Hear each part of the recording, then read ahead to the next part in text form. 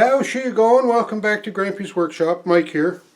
Got a project we're going to start today, doing some maintenance on a 12-inch thickness planer. This thickness planer that I have, I know the blades are bad in it, so they need work for sure. But the last time I used this thickness planer, it was making an unhealthy sound. So we're going to do a little maintenance on it, clean it all up, see what we can find, maybe if there's bad bearings or I don't know what's wrong with it. Have to have a look-see. Because I have a project coming up in the workshop that's going to require the thickness planer. So anyway, that project will be down the pipe a little bit. We'll have a look at that when the time comes. Be sure to take you along, but in the meantime, come and join me as we dig out this thickness planer. I'm going to put it up here on the bench, and we're going to have a look and see what's going on with it. Alright, so there's a thickness planer. I got a Canadian Tire, Mastercraft, 12-inch portable planer. She's a heavy old brute. It works quite well, but like I say, the last time that I used this machine, I heard some unhealthy sounds. So I'm going to start just by, well, first of all, I made this little dust collector guard. I'm going to take that off there so I can have a look in at the blades and see what's involved with those. And she's unplugged, so I don't have to worry about coming away with 3 fingers, which is important.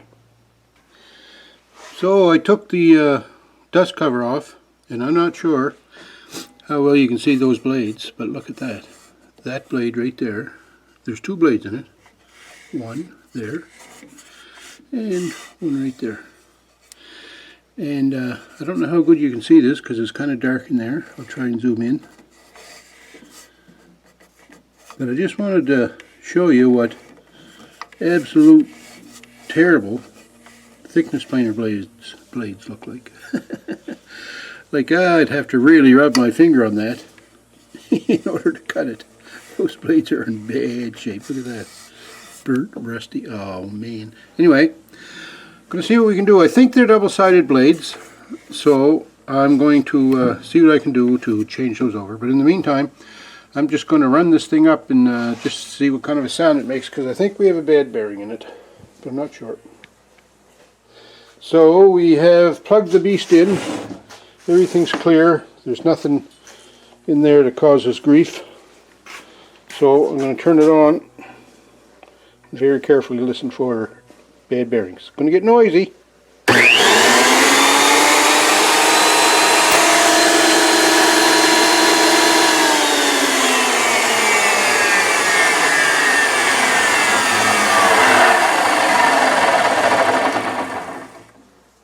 Well, I don't know whether you heard that or not, but when it was winding down it made a little bit of a rumble, so we're going to start taking her apart and see what I can come up with. So here we are. We have the side panel taken off, and this is the motor drive side. So there's a rib belt on there that drives the cutter head down here. A rib belt right there. Wait till I get another. I don't know if there's a better way to see that. Anyways, this is the pulley that's on the drive head. Now on the other end of this, spin it around here,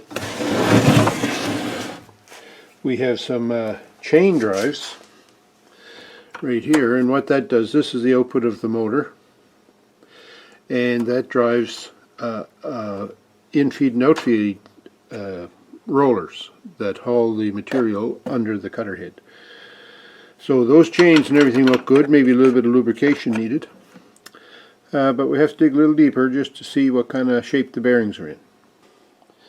So here we are taking the, going to take the motor off, just so I can get access to it. So there was a little clamp right here to hold the wire, right there. A couple of screws took that retainer off from this pivot point. These screws, I couldn't get them out, they're seized in there. But I managed to pull this out far enough so I could wiggle this pivot point out of that keeper. And then up in there, there's a bolt, a bolt that bolts onto the motor, and that's used for tensioning the belt drive. So I took that out completely, and I was able to angle the motor and then pull it out. So then we're left with kind of getting down to bare bonesy stuff.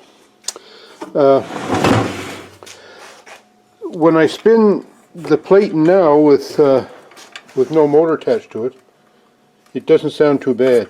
If you dig into the guts of that planer head platen, there's a gear right up in there, and as that turns, that gear turns, if you can see that, and that gear in turn turns this, which turns the two drive rollers. So what I want to do is get this part here out of the planer so that I can service those bearings and grease those sprockets and whatnot. And I figured the best way to do that would be to take these 4 Allen head bolts off the posts, and then wind then that would allow me to take the top off it, and then wind the head right up and off the 4 corner posts. And in order to get this the top off, there's 4 Allen head bolts that hold that on, and they just unscrew. I must say they were in pretty tight though, and they're not very long, as you can see. Anyway, I'm going to stick those in here. Finish taking these guys out.